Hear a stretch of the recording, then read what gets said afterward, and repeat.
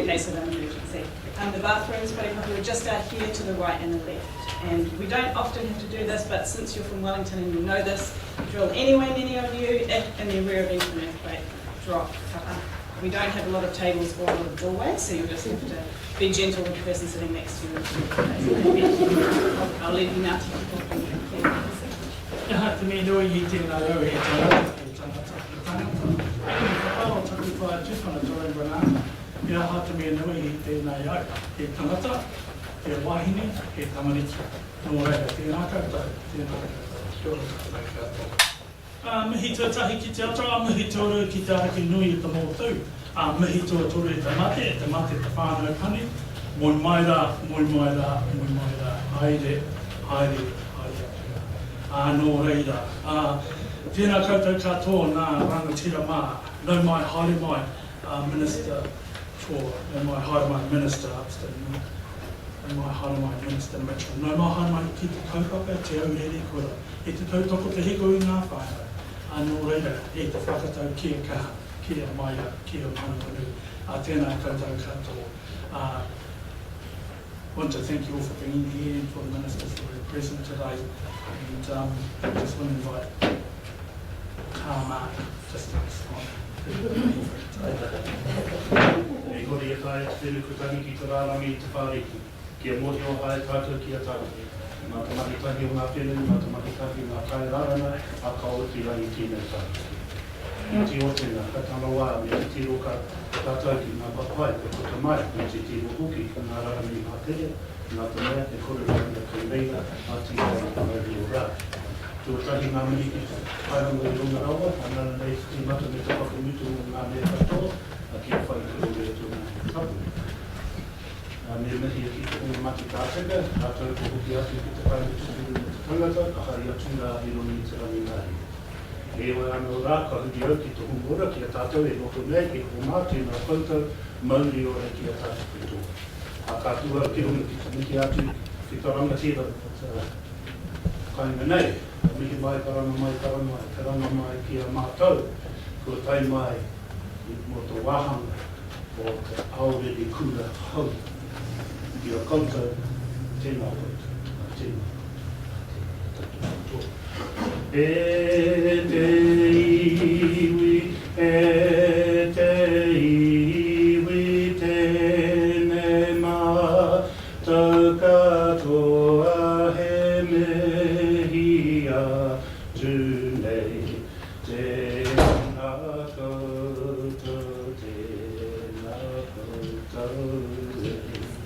E te rangatira, koutou o te kore, a tēnā koutou, tēnā koutou.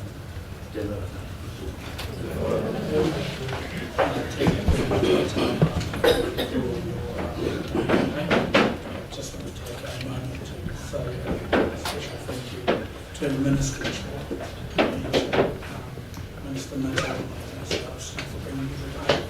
Minister Chhour, we had the privilege of having you in Otautahi at our conference, Chhour's conference, alongside Chhour, Solomon, with your inspiration, encouraging, cordial to us. We just want to say that it was near the end of the year, everyone was tired, and to have you come and speak to us in the way that you did gave us typical status and energy to keep going. So I want to thank you for that, and I want to welcome you into Te Aorerekura. Te Aorerekura is the door. And I want to just finish this way out to Te Aorerekura.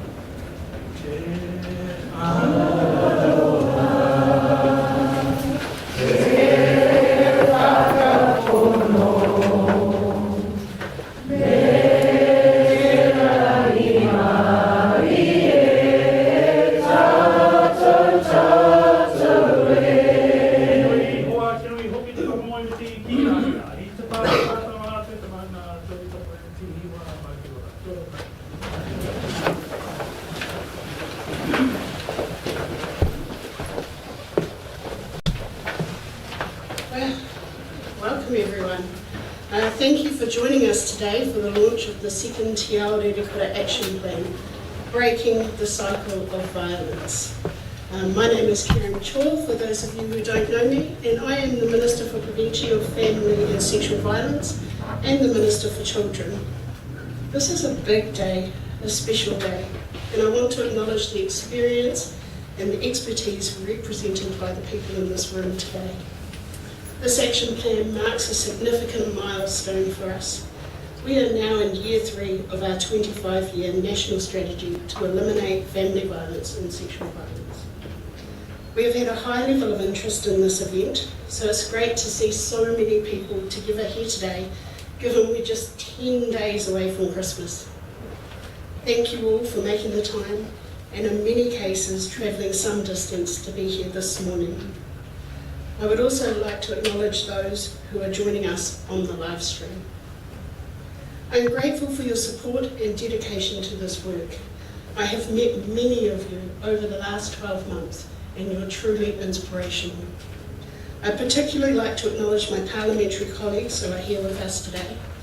Louise Upston, Minister for Social Development and Employment, the Community Sector, Child Poverty Reduction and Disability Issues. Mark Mitchell, Minister of Police, Corrections and Emergency Management. Members of Parliament and members of the Board Te Puna Anui, along with the wider team and the leaders from across the public services and the community. And I'd also like to say a special thank you to someone who has enabled all this to happen. And that's my husband, who has joined us today.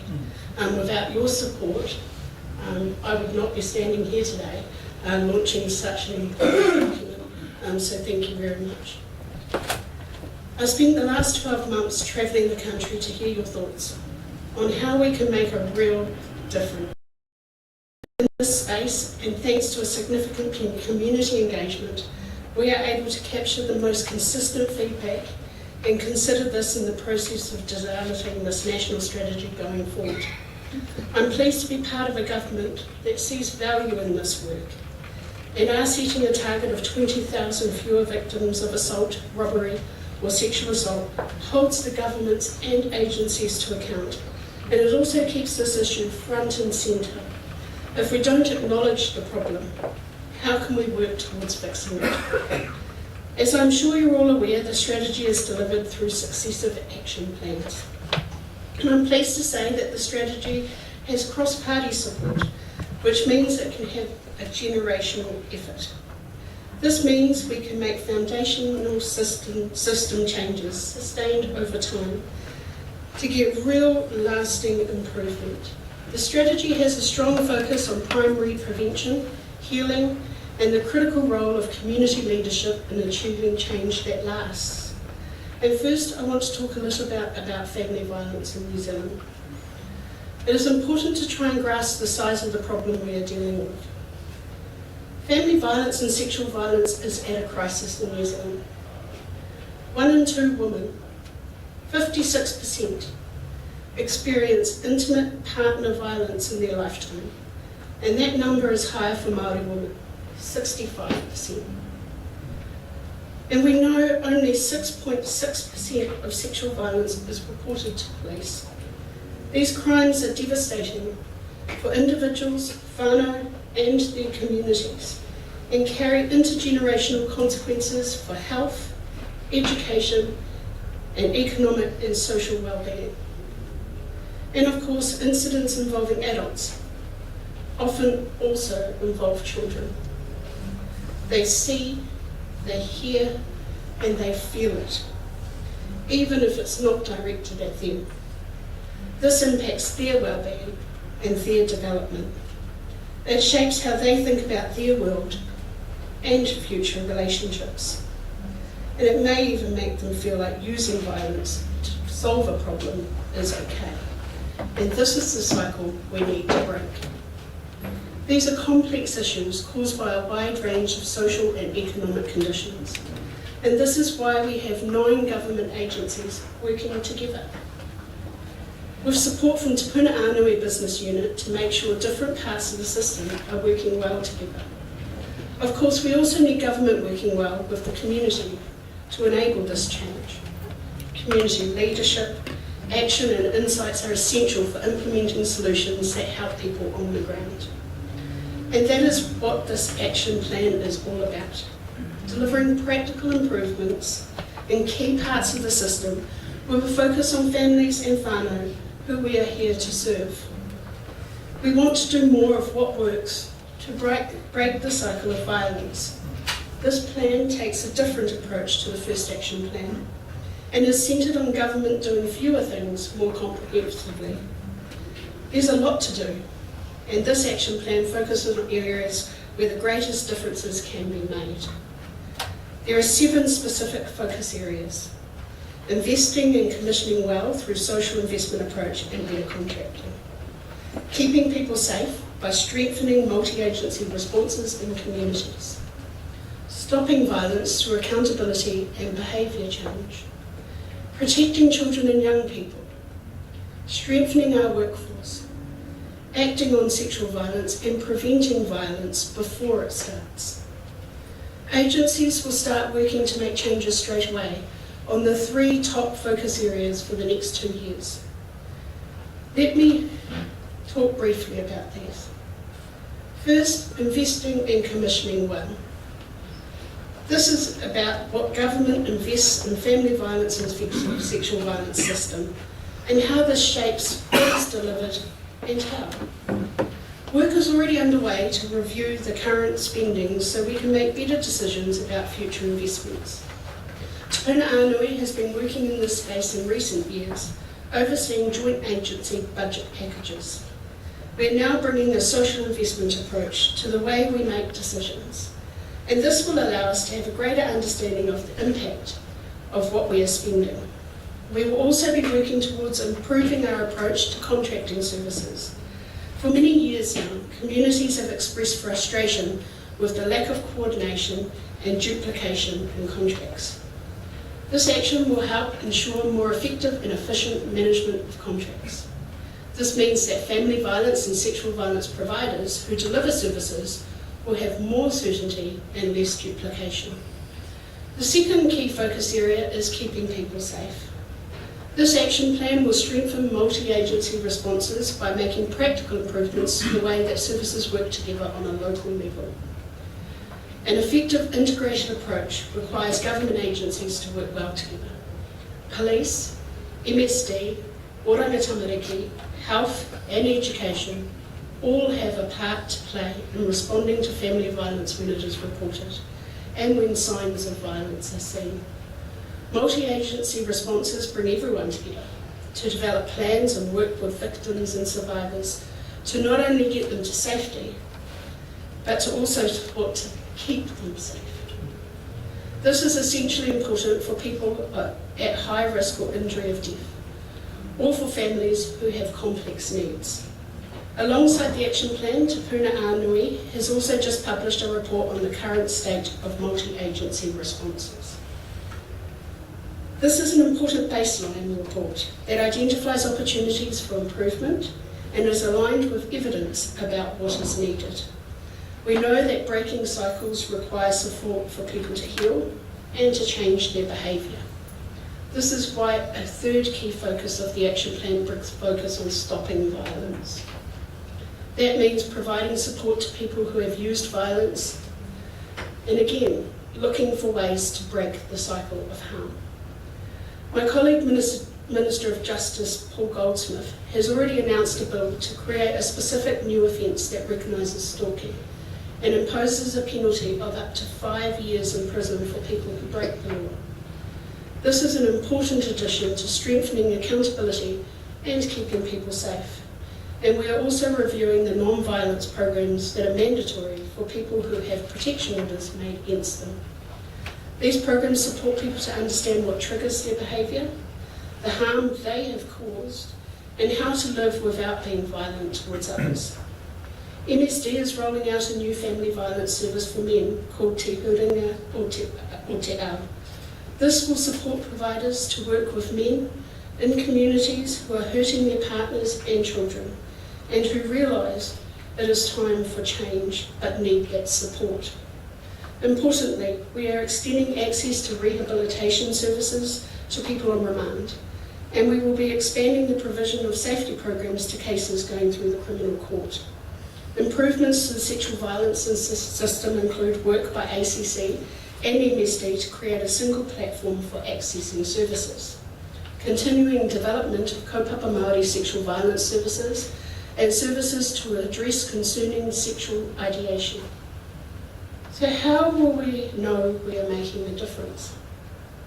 Te Puna Anui recently released its first baseline report under the Outcomes and Measurement Framework. What does that mean? To put it in simple terms, it gives us a way to track progress. It looks at how we measure success for those who are disproportionately affected by violence. That means women, children and young people, Māori, Pacific peoples, ethnic communities, disabled people, older people and the LGBTQIA+ communities. Measuring progress also helps ministers to hold Te Puna Anui and agencies accountable for what they are delivering. At the end of the first 2 years of this action plan, we'll assess progress and refresh our focus for the final 3 years of the plan. One lesson we learned from the first action plan was the importance of learning as we go. We know that it will take time, but it is important that we get this right. I want to acknowledge and thank all those who engaged with Te Puna Anui in the development of this action plan, and many of you are in the room today. That targeted engagement has informed the focus areas we present to you today. This action plan will not solve all the problems in the family violence and sexual violence system, but it will strengthen and improve critical aspects of the system. Today, we are aiming to make people safer, and I look forward to working with ministers, Te Puna Anui, and you, our stakeholders, to ensure this plan makes our community safer and improves outcomes for our most vulnerable families. And I'd just like to end by saying thank you. Thank you for being that person. Thank you for being the person that wakes up every day, goes out in your community and helps those who are most in need. And so with that, the second Te Aorerekura action plan is officially launched.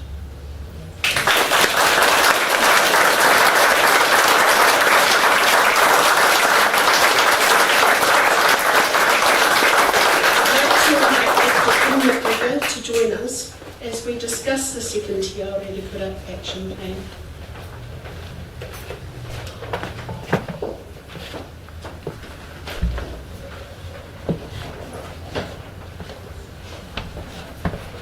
Aorerekura,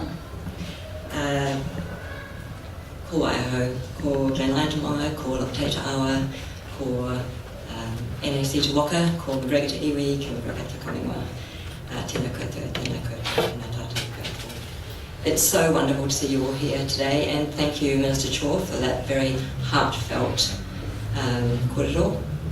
That was very meaningful. I have had the privilege of being the Chief Victims Advisor to Government for the last 9 years. I stepped down from that role on Tuesday this week. I had also the privilege of working for over 30 years before that in the NGO sector, trying to stop violence. And I've worked with many of you in this room and many of you online. And it's an honour to be here today with you all. We need government to work with the NGO sector. We need to work in partnership.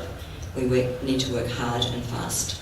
As Minister Chhour said, there is so much violence that we need to deal with, and we need to thank every one of you who is working in this sector.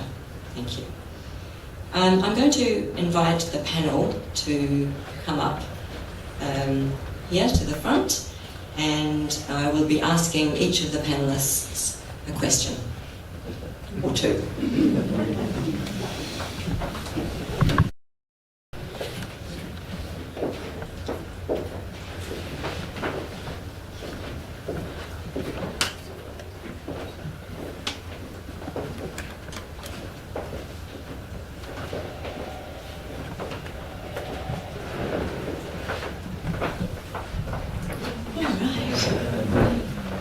So, welcome Minister Chhour, Minister Upston, Minister Mitchell, Andrew Kibblewhite and Emma Powell. So my first question is to you, Andrew. What did the board learn through the first Te Aorerekura action plan that has informed the second action plan, and what will government agencies be doing to prepare for this implementation of this action plan? Kia ora Kim, tēnā tātou katoa, kua hui hui mai nei. Before I answer the question, noting that you finished up as Chief Victims Advisor and we supported you and as we said when you left, we didn't think that would be the end of our 4 days later, here we are. Andrew Kibblewhite, I have the privilege of sitting up here rather than there with my Chief Executive colleagues because I'm the Chair of Te Puna Aonui. I'm also the Secretary for Justice, Chief Executive of the Ministry of Justice. So by way of introduction of me, I would acknowledge the other CEs in the room and the deputies, representatives of the agencies that make up Te Puna Aonui. Also acknowledge, and much more importantly, the ministers. The only way government will be more effective in working for family violence and sexual violence is if we have a fully kind of integrated effort across government, and the fact that these three ministers are here and with the support of their other ministerial colleagues, I think it just demonstrates that. Ministers, I acknowledge you, and Emma will introduce herself shortly, but works very closely as Chief Executive of Te Puna Aonui. So the question comes, what did we learn from the first time? What are we going to do differently, and how will we make a difference? First action plan was a good thing. We got a lot of things done, but there were a lot of actions spread across a lot of agencies. A lot of that effort will continue, but actually a lot of the agencies can get on and do on their own. I think the real strength of the second action plan is we've really tried to put a sharp focus on what are the things we have to do together, what are the things that are actually really hard to achieve in the family and sexual violence space, because they're so cross-cutting and so intermingled with all of the different needs. And so the second action plan, I think, has a huge strength in bringing a real focus on fewer things and the things that we need to work on together. Part of working on it together as a group of agencies and with the support of ministers is we need to work more locally and we need to work with community. The answers to these problems, for the most part, don't come just from government. For the most part, they don't just come from community. They come from us working together in that space. So the second action plan will bring a much sharper focus. We're going to be more sequenced in how we approach things. And we'll really concentrate on what do we have to do together, and we'll work locally. And so as we work locally, it will very much be about engaging with community as well. Thank you, Kim. Very good, Andrew. My second question is for Minister Chhour. How will this action plan enable change right across the family violence and sexual violence systems? The actions are designed to improve key parts of the family violence and sexual violence system. And the conversation was started 3 years ago, which was a well-needed conversation that had to be started. But this action plan, as Andrew has said, takes a more targeted approach with a way of actually keeping an eye on whether we're actually making progresses in this space. We have ways to measure what is working and what isn't working. And each of the actions in this plan can stand alone for each agency, but they will also enable changes right across the sector because we're all on the same page. It also works well with the other plans from ministries, and I'm talking about the Child Youth Wellbeing Strategy. It aligns really well with the Te Aorerekura strategy, which means we're all working together in the same direction. Investing in workforces is a key overall system improvement. The action plan will mean around 10,000 people will receive workforce capability training over the next 2 years. This will make a significant difference, I feel, to the ways of working and to those affected by violence getting the responses of their needs met. It's about making sure that we have the right people in the right places, and where there's a need, there's a service.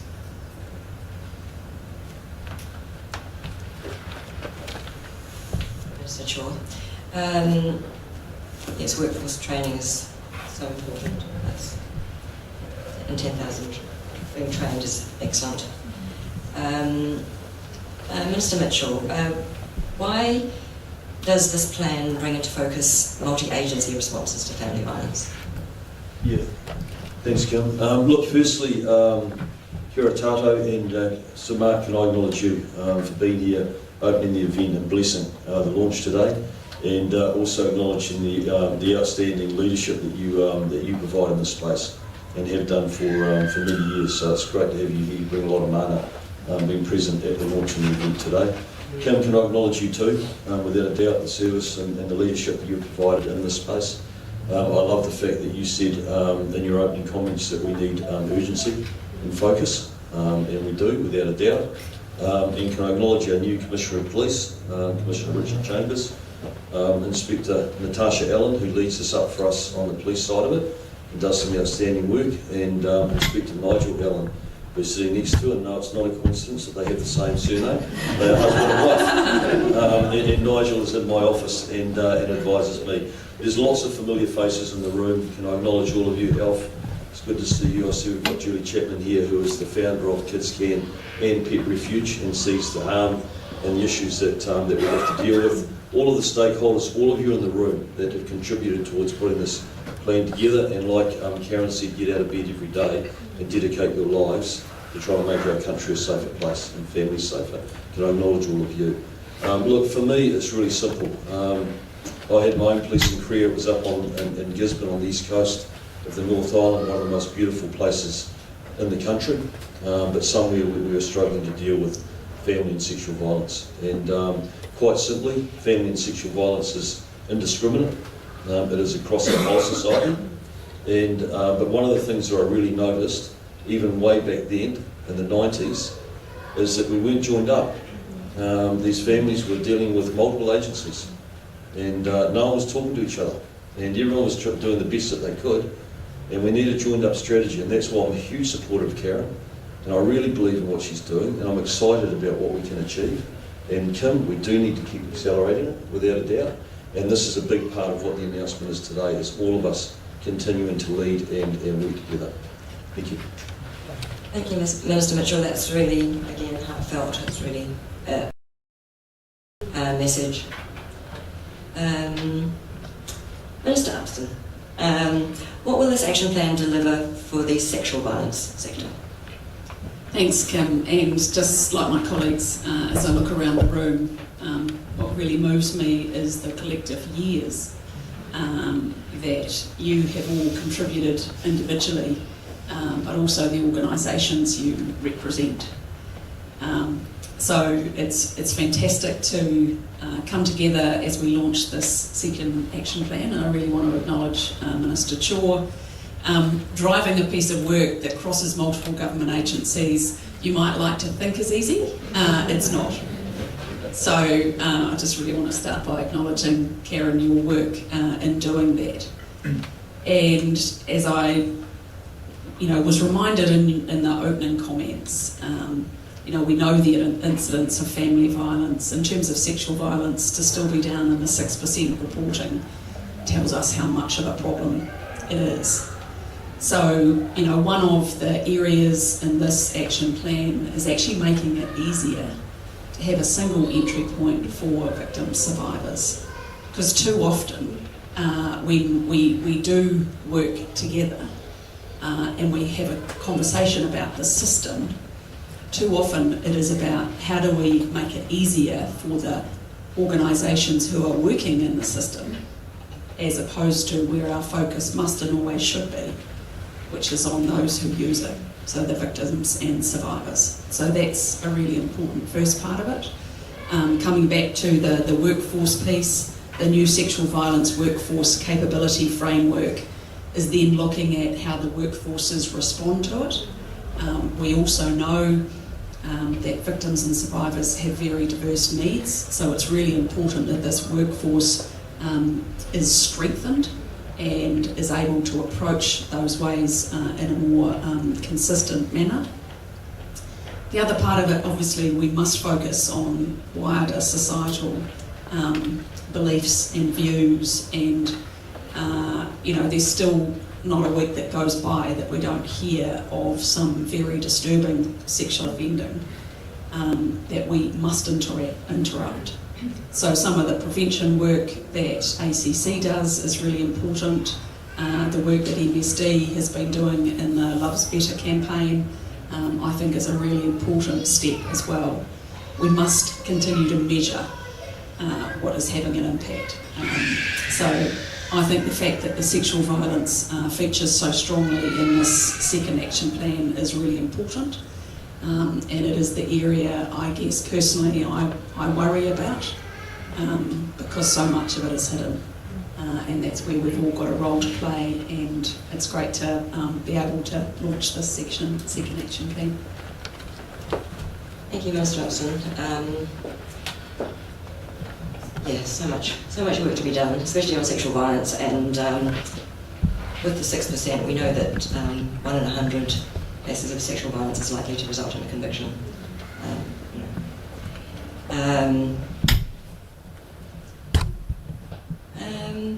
Emma, how will the action plan improve things for workforces, the providers who are critical to service delivery for people impacted by violence?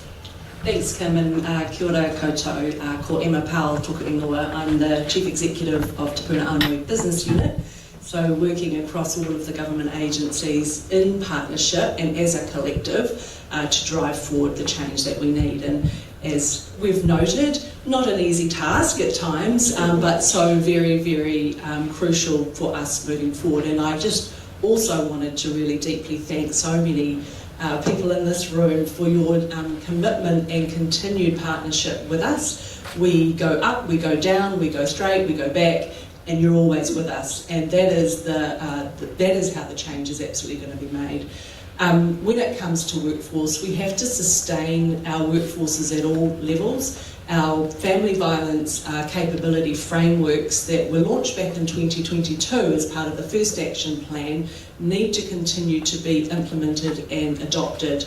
One of the key things about that is, yes, it is absolutely there for specialist providers and workforce, but actually the ultimate goal is for the non-specialist workforce to be trained, capable, able to recognise, respond and refer at any moment that a survivor, victim, whānau comes to the attention through community, that we're actually able to respond in really safe ways. Quite often that response is the thing that will make the difference if somebody continues down a pathway of help seeking or not.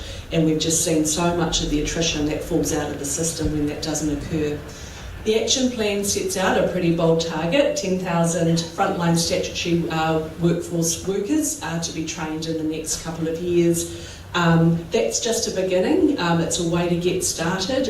Yes, that does start to face into those key parts of the community where we must respond very well.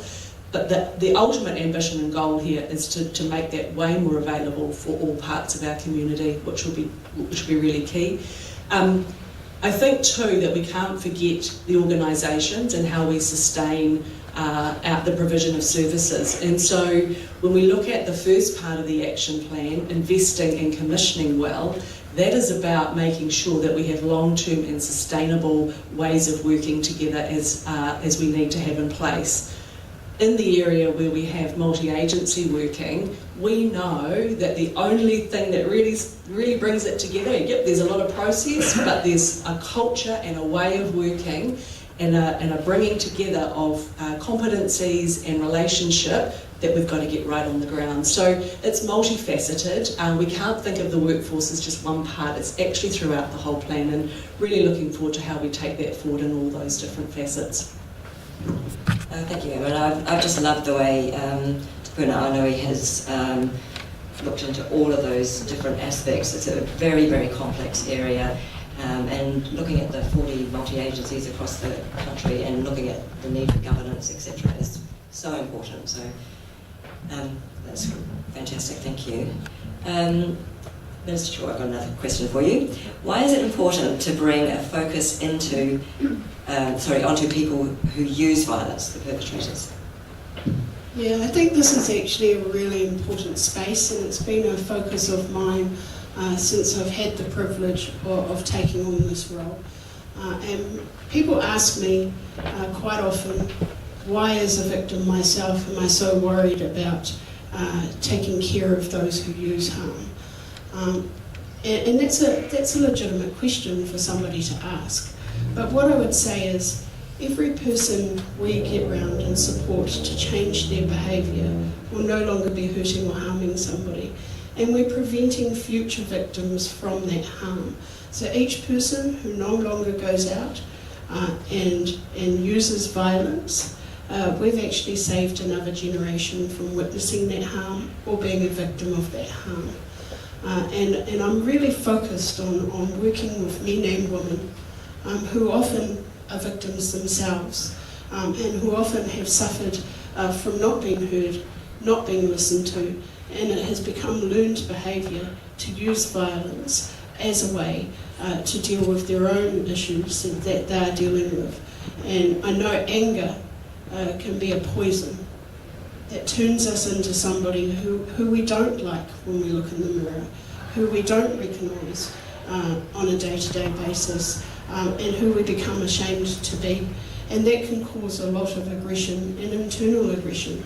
And by helping people deal with their own hurt and their own trauma, we will work towards actually, this is a key area of breaking that cycle of harm. Children will not witness their parents being hurt. Children will not have to be that middleman that has to counsel between two parents that aren't getting along.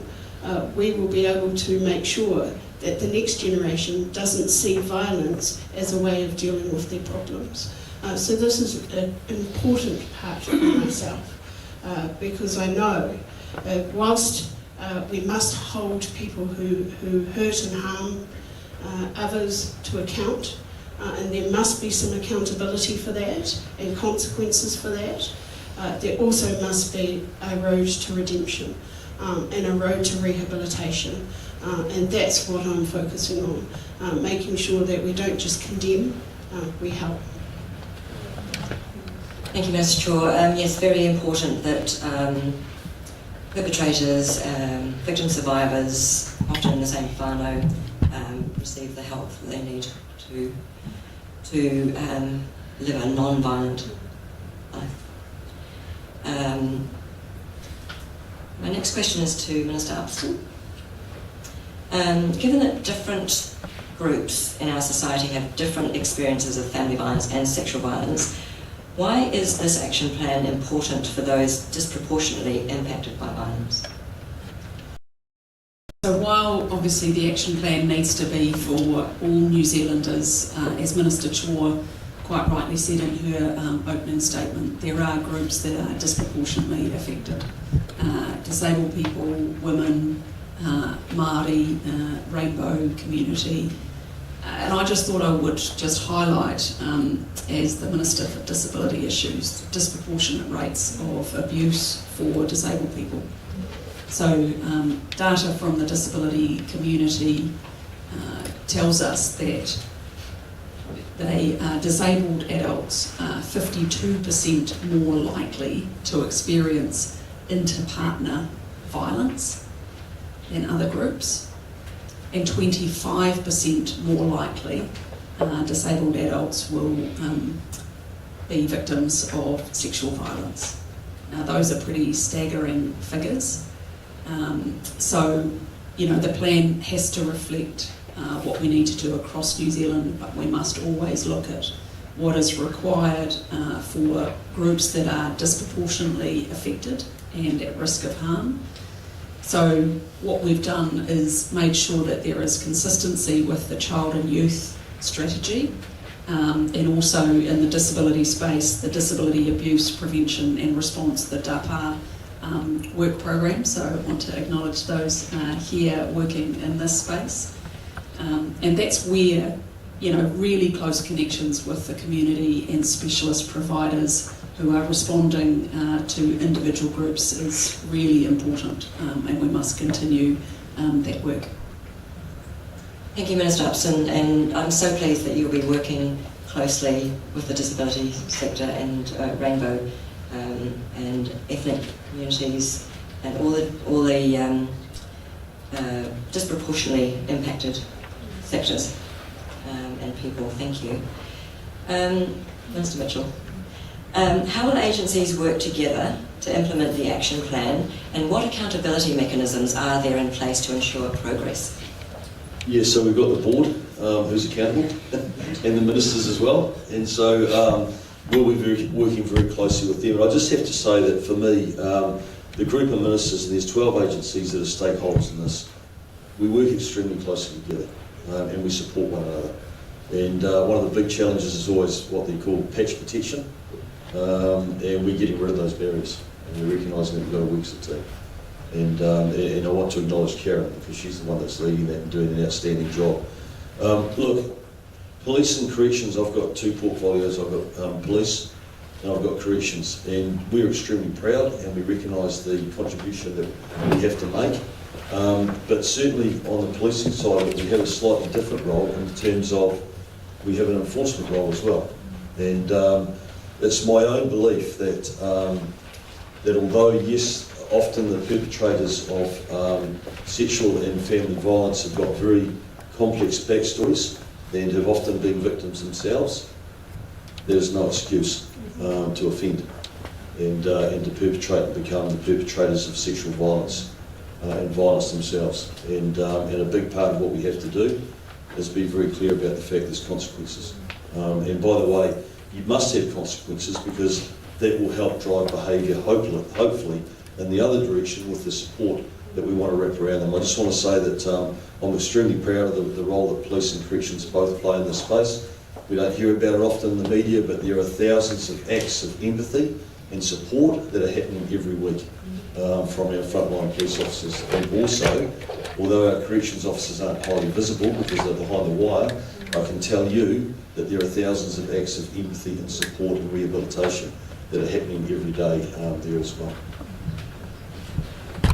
Kira, Mr. Mitchell, just so pleased that you're focusing on this and moving forward in accountability, making sure that we get progress.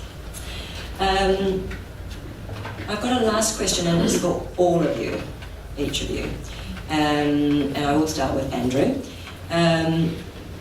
What are you most excited about in the delivery of the next phase of Te Aorerekura? Kia ora, Kim.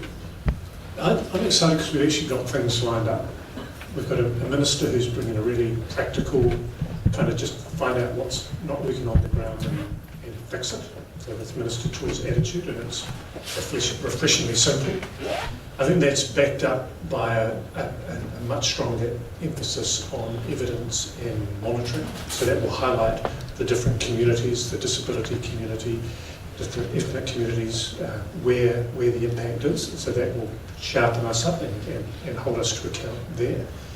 And the final thing that I think links that all together is a real focus on the ground, joined up delivery, which is kind of the point I made at the beginning. It's about being local, it's about connecting with community, because that's actually where you're going to change outcomes. So put all that together, it's kind of one idea, but there's those different parts of it with the leadership, the monitoring, and the really on-the-ground focus. I think we've got an opportunity to really shift the dial. Fantastic. Minister Mitchell, can I ask the question again? Yeah.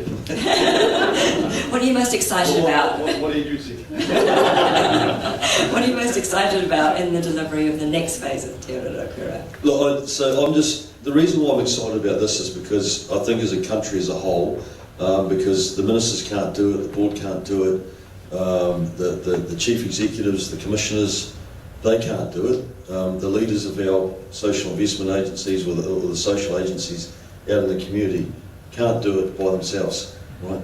We all have to do it together, and we all have to show leadership, and we all have to be committed, and actually we're going to have to make some compromises in areas if we actually really want to make the change that we want to make. But we're having those conversations, and we've got a plan. We've got a minister that we're fully aligned across government, and I just see a huge opportunity. But I do, and I'm really excited about it, because then I rewind in my mind and I go back to Gisborne 25 years ago, where I saw that we were so disconnected, and families were getting fatigued because they're dealing with multiple government agencies and social service providers, and there was no real focus, and people full of good intentions but not actually delivering or realising what we should be delivering to help people. And I think that, coming back to Andrew's comment, I agree completely, is it's very easy for us to sit here and talk about it. It's easiest for us to have the conversations in Wellington. We've got to be able to support and enable and distill that right down through onto the people on the front lines that are actually delivering the services and doing the hard work. Great answer. Minister Upston, should I repeat the question? What are you most excited about in the delivery of the next phase of Aorerekura? Well, I think one of the things that's really fantastic is the way we commission services. And I know for those of you who have been involved with the work the previous government did around social sector commissioning, I want to reassure you that that is a big part of where we are heading, except we have the addition with the Social Investment Agency now. So it's great to see Andrew here. And it means that, and I want to just, please don't expect it'll be solved overnight. Those of you who are involved with the social sector commissioning will know how challenging it is. But that actually means we have to do more faster to try and test and shape new ways of commissioning, learn from what we're testing before we attempt to go wider. But the social investment approach gives us a different way of doing this. And I feel like a stuck record sometimes. We have to invest in the things that work. And we have to invest earlier to prevent, rather than picking up the pieces at the end. The reality of that sounds easy, is much harder to do in practice. But that is what we as ministers and a group of ministers and agencies continue to focus on, because I, for one, do not want to be sitting here in 3 years, 5 years, and seeing the same level of harm that we have today.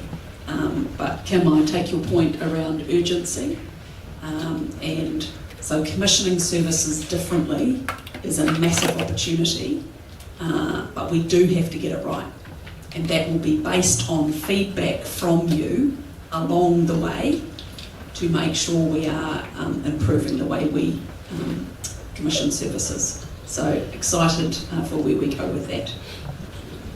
Thank you, Minister Upston, and I'm really heartened to hear that you will hear from the community about what is important to invest in when you make your decisions, because the expertise is in the community. Emma. I remember the question. For a fourth time lucky I've got it. Yeah. And I'm genuinely, absolutely energised by what lays ahead. Having been part of the previous 3 years and working to make traction, I can really see a genuine path forward that does join up all of these pieces. I've been talking about the fact I feel like we have all the ingredients on the table to make something really significant here. I look right across all of our focus areas, and if we think about the integration that's required when you do deliver in community and you bring together all of those threads, you can really make a genuine difference. What this plan, and particularly I want to call out the multi-agency ways of working, does is allows us to get a lot deeper and very targeted. So we're going into 12 key localities across the country in the next 2 years. So we're giving ourselves a really clear horizon to make a real difference, and we're tackling some of the hardest things that we haven't yet solved: information sharing and data collection. We're looking at the way in which the contracts need to be aligned and integrated to the pathways that people are going through. We're putting risk assessment and specialist capability right up front so that people we're looking at where the greatest need is and we're getting the response there. So it feels really tangible, whereas previously I think we set off with really great intention, but it was very agency oriented, and now we're getting really people focused, and that's the best thing I think for me. And you know, I really look forward to the opportunity as we move forward together to be able to implement. It's not going to be easy, but we're all up for it, which is awesome. Great. And thank you, Emma. And I'm so pleased that you're working on risk assessment. It's such a complex area, and to have a national... Anyway, we'll go there later. Minister Chhour, what are you most excited about in the delivery of the next phase? Well, it's actually really hard to kind of pick what excites me the most, to be perfectly honest. Coming into this role and even just learning how to coordinate government agencies and get them at the same table and poke that bear every day and say, no, we need to be working together, has been a challenge, but it's also been quite a special journey and a humbling journey to be able to represent the community and people who have spoken to me every day about how they want to see and their vision of the future look like, and be able to take that to a table with many ministers and actually get that across the line. So what really excites me is it's now down on paper. Each minister knows what their role is in guiding their agencies towards the goal of breaking the cycle of violence. And now that it's down on paper and it's been acknowledged what their role is, there'll be more accountability in that space of making sure we actually drive in this space across government. But what really, really excites me is being able to be out there, meeting the community, hearing the community, and actually delivering what the community is wanting, which is actually working together. Leading by example from the top and saying to NGOs and community organisations, you must work together, but not doing it at the government level makes it kind of a hard thing to take when you're in the community. So hopefully you can see that even by today, with the presence of different people within multiple organisations, that we're all committed to leading by example and working together. And that really excites me, because what I've heard is being very disjointed, and we're very focused in our own space without worrying about what's going on in a different direction, and that doesn't enable us to work fast and hard in this space when it comes to breaking the cycle of harm. So working together is probably the most exciting part, and actually being out in the community and meeting people who are out there every day on the ground dealing with this issue is quite humbling. So I'm excited to continue that next year and meet many more people and listen to what they have to say also. Thank you, Minister Chhour. That's absolutely the most important thing, I think, is for government to work together and to work with community. Today is a day of celebration, launching the second action plan, and I'm just reflecting back on when I was first appointed in November 2015, and I was appointed by Minister Amy Adams, and I watched as Minister Amy Adams had the 10 agencies around her table, trying to corral them into working together on family violence and sexual violence issues. So she appointed a director, and I worked with the first director, I worked with the second director, I worked with the third director, and now the fourth director. It has taken an uphill battle to get to where we are today, to get government to work together. And to hear today, I have 3 ministers here in this room with the passion and the commitment and the drive, and all of you here together and all the people online. If we can all work together, we will get somewhere. So I want to thank you all for being here today and joining us, and we will finalise this event, and I'll ask Russell Smith, my partner, to come up and close the session.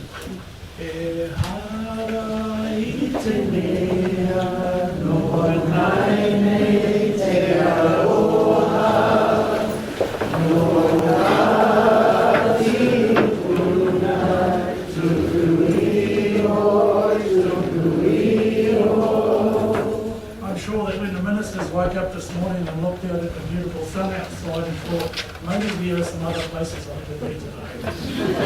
But I want to say thank you to the ministers, to the staff, to all the services that are in this space and that are watching.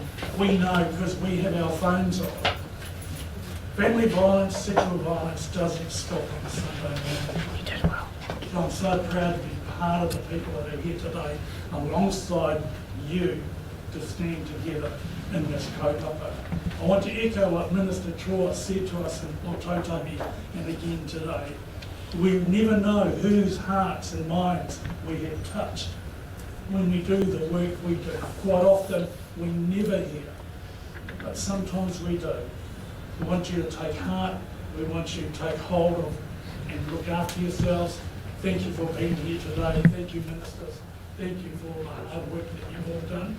Lord Ada, I get to do the best part, which is what I really come for, the best part.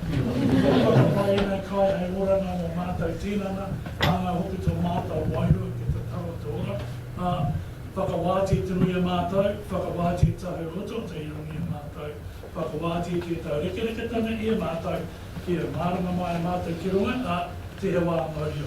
Kia ora whānau.